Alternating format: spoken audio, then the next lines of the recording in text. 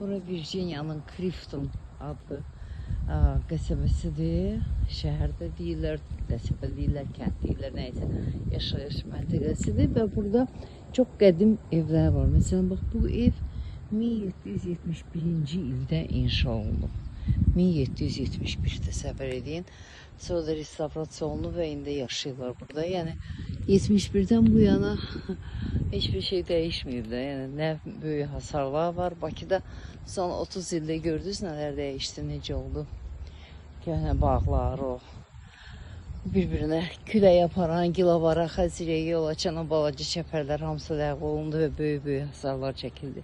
Burada isə 1771-dən bu yana heç nə dəyişmir. Çünki Amerikalılar sevmirlər o iri hasarları.